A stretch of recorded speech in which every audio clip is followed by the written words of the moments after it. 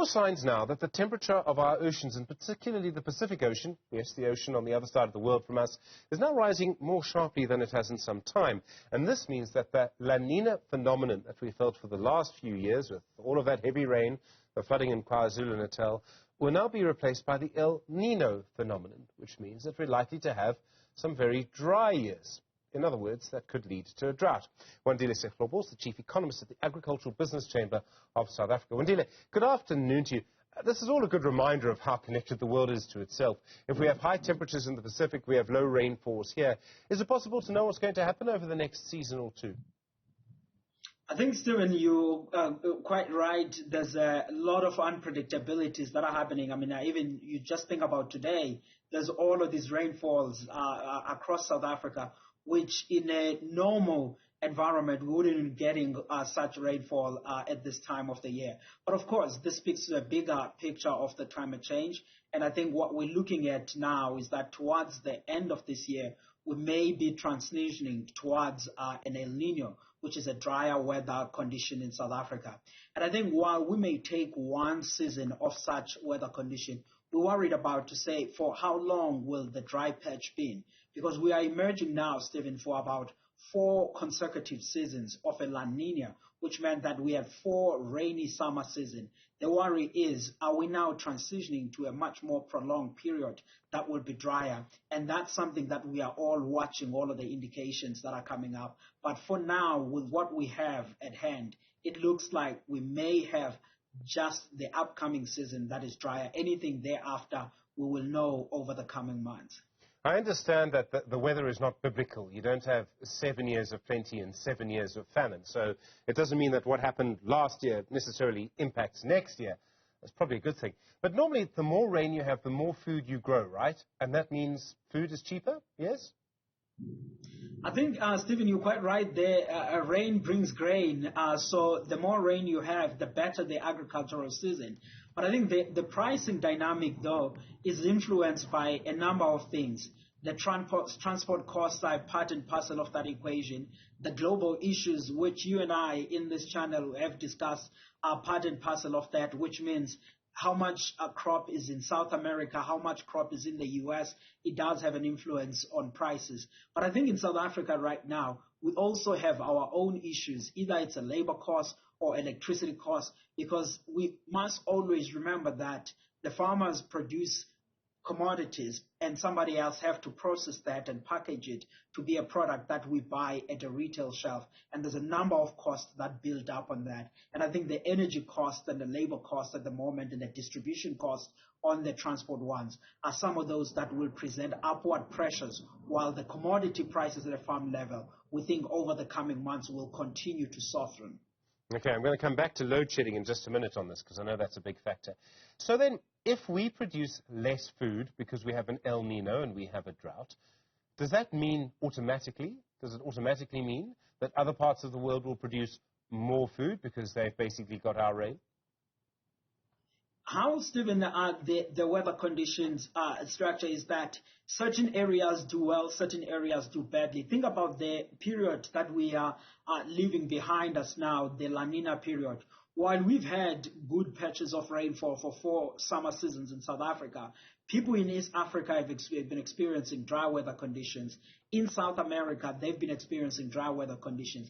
As now the climatic condition changes, the East Africa region will get good rainfall, good for their agriculture. But I think in much of the U.S. and South America, they will also have good rainfall. So on balance, when you're looking at it at a global level, I still think that there will be relatively good supplies of agricultural products, which then brings a dilemma if you are in South Africa, because if there are large supplies of agricultural commodity in the global market and you are suffering in South Africa to produce because of drought, poor yields and all of those, if you are a farmer, you are not benefiting on a price effect that you would typically get if the major producers have also seen a slight decline in their production harvest. But at the same time, then if you are a consumer, that can be a benefit for you if there's a lot of supplies in the market. But that only is true if the rand-dollar exchange when you are importing stuff is relatively firm, and of course all of the other processing costs of things. So a number of factors at play, Stephen, but the bottom point, I guess, for a listener at home is that when there is an El Nino, it's not a good for us as South Africa, but when there's a La Nina, even though the rainfall can be destructive, it's more good than the El Nino. I'm not sure, Wandile, it sounds like there's a bit of thunder where you are at the moment. That's certainly the sound that we're picking. Indeed, it's thundering, Stephen, and there's a bit of hail outside. Okay. Well, thank you for staying with us.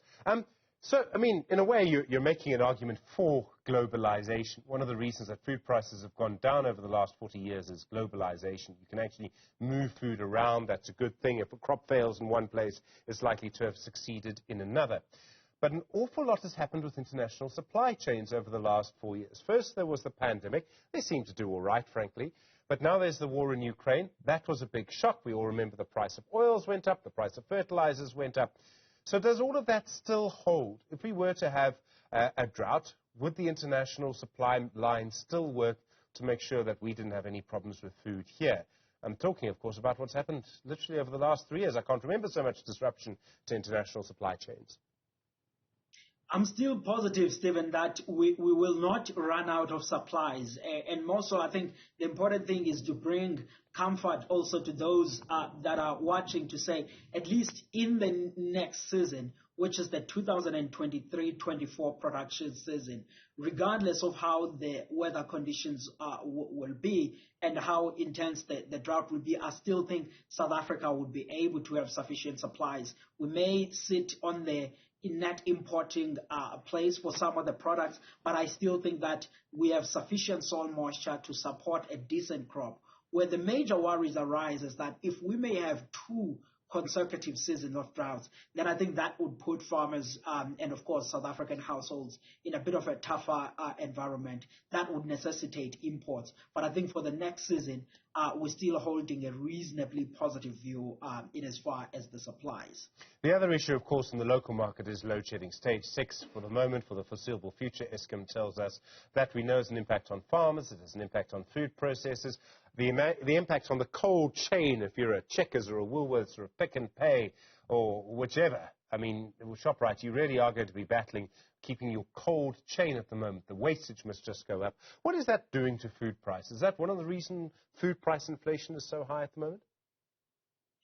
So, Stephen, that has put a lot of pressure, as you see. I mean, you're just looking at a Pick and Pay talking about their results sometime last week, and many others have reported these losses. But I think there are certain interventions that have been positive put in place by the Department of Agriculture, Rural Development, Land Reform, as well as Eskom, on what they call load curtailment, so that they don't completely shut down some of the producers, but they are able to load shed themselves, reducing the energy intensity. But I think that is only a reality in certain firms because others are integrated with other businesses, particularly the retailing side. So that has its own pressures there. So it has an element that is proving to be inflationary on food prices in South Africa. And of course, we'll be seeing about how much impact of that in the coming months. I think what is assisting us a lot this year, or will be assisting us over the second part of this year, is the fact that grain and oilseeds prices are coming down. If you look at maize and vegetable oil prices right now at a farm level, they are down 20% on a year-on-year basis. That tells us then that in the second half of the year, the grain-related food products and the vegetable oil prices, they are likely to soften, but not with the same percentage as what we see at a farm level, because of the issue that we are speaking about of load shedding, but also secondly, the issue of the distributional cost and the labor cost that gets to be baked in. But I think the important trend is that we are heading towards softening or moderation of some of the products' prices. And I think red meat prices are part and parcel of those. To an extent that, Stephen, from where I sit at the Agricultural Business Chamber, we think food price inflation this year in South Africa could average somewhere between 7 and 8%, which is much better compared to 2022, where food price inflation was at about 9.5 in South Africa. So prices will increase at a relatively moderate pace this year compared to last year, in our view. And if load shedding gets worse, does that have an impact on food shortages? And I realize, I mean, this can be quite scary for a lot of people, But is that really a possibility? I mean, we have quite robust supply chains, don't we? I think, Stephen, a number of firms have put contagion plans in place. And the other positive that we are blessed with as the Republic of South Africa is that we've had a good season now. I mean, think about the staples that we're talking about. We have the third largest maize harvest on record, 15.9 million tons. And our consumption is only about 11.4 million tons. On soybeans, 2.8 million tons, largest harvest in history of this country. And in other crops also we've seen record supplies of them. But again, to the point we're making, these are commodities. They need to be processed, distributed, packaged, and all of that process is energy intensive and it carries its own cost. So that is always an issue. What I would say is that I don't anticipate shortages, but it would become very pricey and very difficult for those that have to convert commodities to food products and distribute them in an event of much more electricity pressures than what we're currently experiencing. Wandile Sihlobo, thank you. Chief Economist at the Agricultural Business Chamber of South Africa. I think the thunder that was over you was literally coming over our studios in Randburg.